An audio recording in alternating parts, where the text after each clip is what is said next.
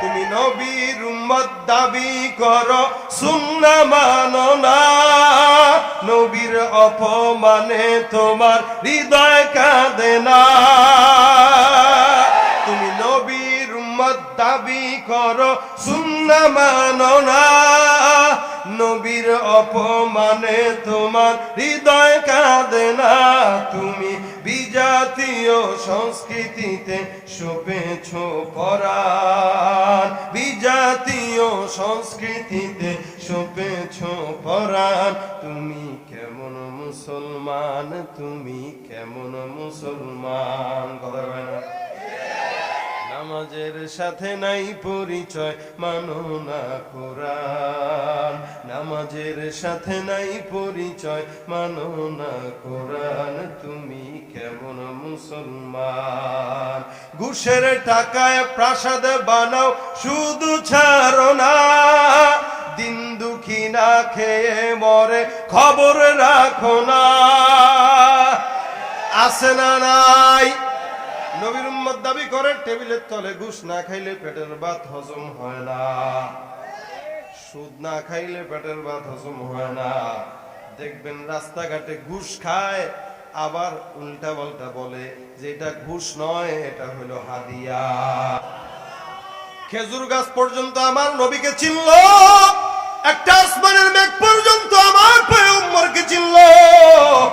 হে মুসলমান, আসমানের তারকা পর্যন্ত আমার নবীরে চিনল, আসমানের মেঘ পর্যন্ত আমার নবীকে চিনল, আসমানের চন্দ্র পর্যন্ত আমার নবীকে চিনল। উম্মত হওয়ার পর আপনি আমি নবীকে চিনি না। আমরা আমাদের আইডল নবীকে না বানাইয়া যত সুপারস্টার আর হিরো আছে তাদেরকে আইডল বানায়। আপনার মতো কপাল পোড়া উম্মত আর কেউ নাই। তুমি নবীর উম্মত দাবি করো, সুন্নাহ মানো না, নবীর অপমানে তোমার হৃদয় কাঁদে না। তুমি নবীর উম্মত দাবি করো, সুন্নাহ মানো না, নবীর অপমানে তোমার হৃদয় কাঁদে না। তুমি বিজাতীয় সংস্কৃতিতে সপেছ পরাণ, বিজাতীয় সংস্কৃতিতে সপেছ পরাণ। তুমি কেমন মুসলমান, তুমি কেমন মুসলমান? কথা বলে না? নামাজের সাথে নাই পরিচয়, মানো না কোরআন। নামাজের সাথে নাই পরিচয়, মানো না কোরআন। তুমি কেমন মুসলমান? ঘুষের টাকায় প্রাসাদ বানাও, শুধু ছাড়ো না, দিন দুঃখী না খেয়ে মরে খবর রাখো না। আছে না নাই? নবীর উম্মত দাবি করে টেবিলের তলে ঘুষ না খাইলে পেটের ভাত হজম হয় না, সুদ না খাইলে পেটের ভাত হজম হয় না। দেখবেন রাস্তাঘাটে ঘুষ খায়, আবার উল্টা পাল্টা বলে যে এটা ঘুষ নয়, এটা হলো হাদিয়া। ওদিক থেকে যৌতুক খায় আর বলবে এটা হলো গিফট, শ্বশুর বাড়ি থেকে আমার গিফট মারছে, নাম পাল্টায় দিয়ে ভাই। ঘুষ খায় বলে এটা কি, এটা হাদিয়া, এটা স্পিড মানি। এখনো তো আপডেট নাম আছে কিছু, স্পিড মানি। যত ঘুষ দিবেন তত কাজের গতি বাড়বে। এটা যারা সরকারি চাকরিজীবী করে অথবা সরকারি কোনো পদে আছে, যদি সততার সঙ্গে থাকে, সে বুঝবে যে ঘুষ এই দেশে কত প্রকার আর কি কি থাকতে পারে। সুদ খায় আর বলে ইন্টারেস্ট, খাইতেও ইন্টারেস্ট লাগে।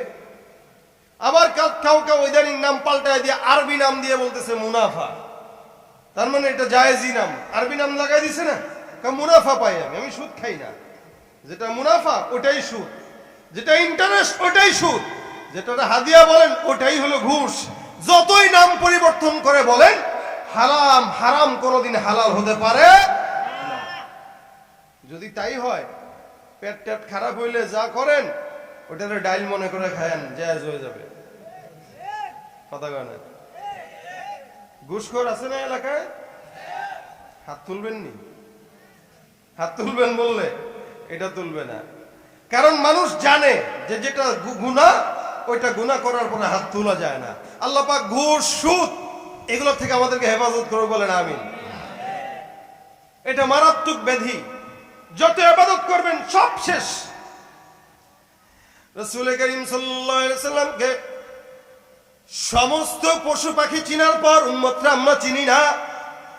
দেখেন মদিনা দামি হওয়ার পিছনে কারণ মুহাম্মদুর রাসূলুল্লাহ, আবু বকর দামি হওয়ার পিছনে কারণ মুহাম্মদুর রাসূলুল্লাহ।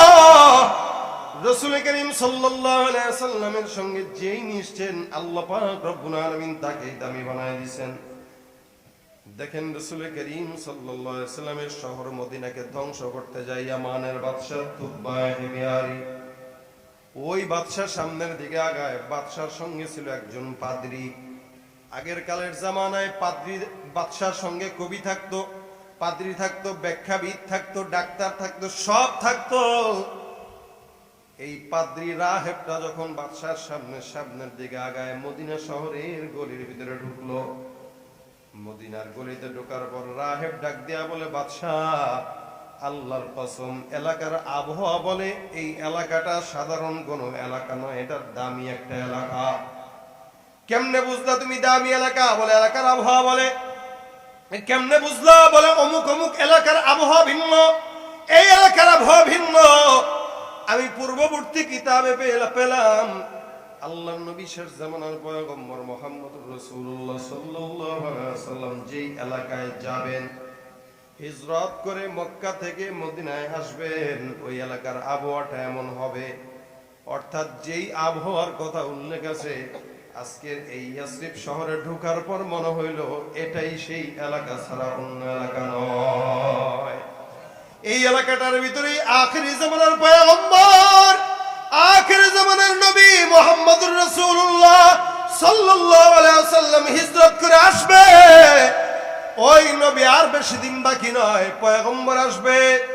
ইয়ামানের বাদশা ডাক দিয়ে বলে, রাহেব আল্লাহর কসম, যদি শেষ জামানার পয়গম্বর মুহাম্মদ মুস্তাফা সাল্লাল্লাহু আলাইহি ওয়াসাল্লাম এই এলাকায় হিজরত করে আসে, আমি সাক্ষ্য দিলাম আমি ইয়ামানের বাদশা মদিনা শহর ধ্বংস করতে আসলাম ঠিক, কিন্তু মদিনা শহর ধ্বংস করব না, বরং আমি ওই নবী পয়গম্বরের উপরে ঈমান এনে মুসলমান হয়ে গেলাম।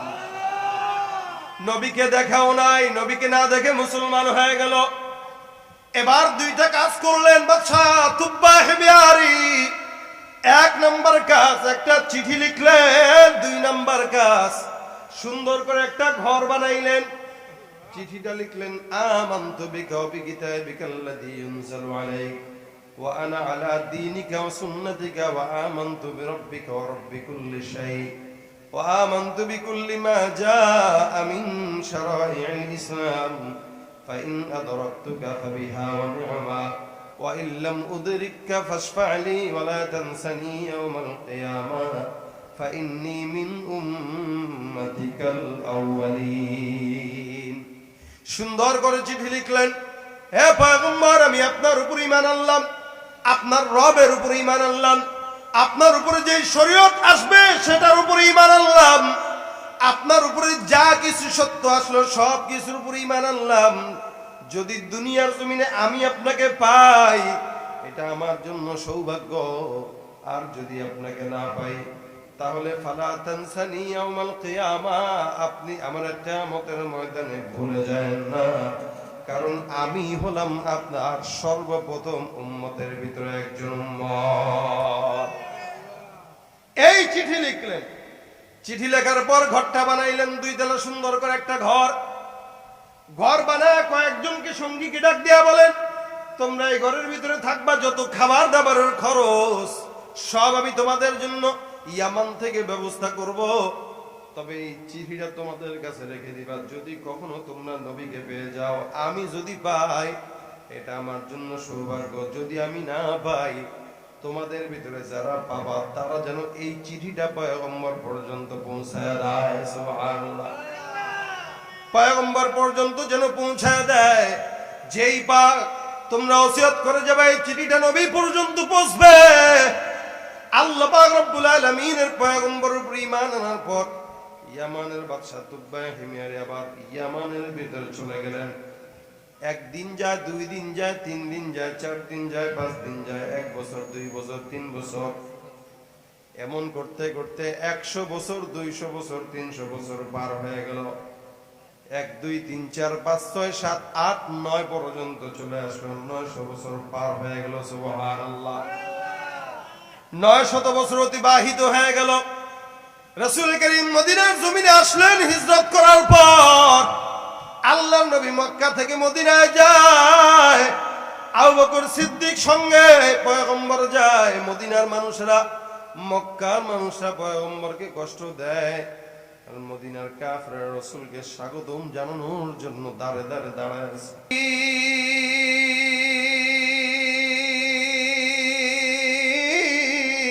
পাখি নই যে উড়ে যাব, ডানাতে ভর করি।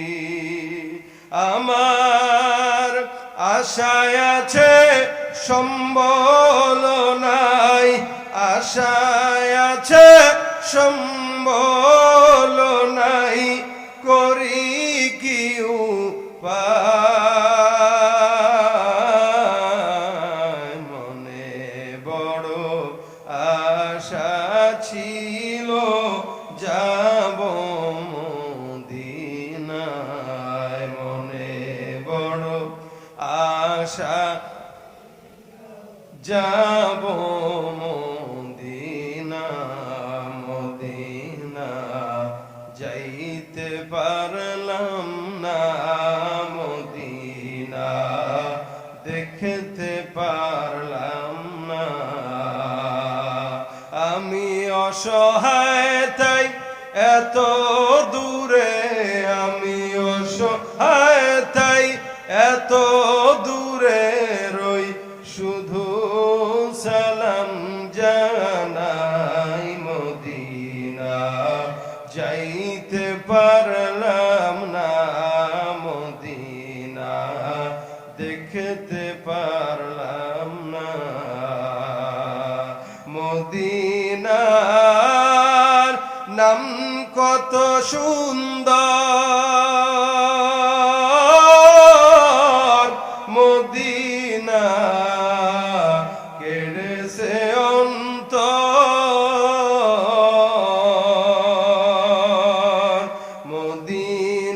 মদিনার নাম কত সুন্দর, মদিনা কেড়েছে অন্তর।